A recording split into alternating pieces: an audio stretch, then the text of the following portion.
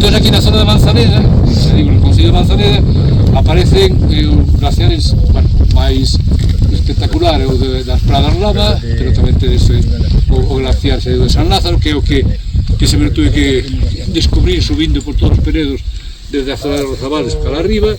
E despois aquí a parte de ala, tamén baixamos xeo, xa está, que realmente funciona como un glaciar rocoso, que se mistura o canto, o bloque con neve con xeo, entonces empeza a moverse.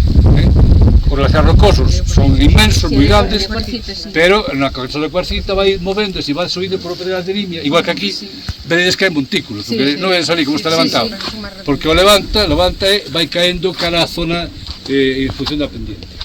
Cando hai un val e cando se forman ríos de pedras, a diferencia do campo de bloques de un río de pedras é que hai un val que vai canalizando. E o glaciar rocoso é distinto, porque é moito máis grande e demais. E nos está indicando, xa vos dicía, temperaturas medias anuais de menos 3 grados. Pero hai que dicir que na reconstrucción paleoambiental que fixemos de un mapa de paleotemperaturas para esas zonas. Bueno, é un exercicio, insisto que hai que darlle o valor que ten a nivel de fiabilidade, porque estamos reconstruindo un pasado con moi poucos datos, pero indica que aquí facía moito máis frío que o actual.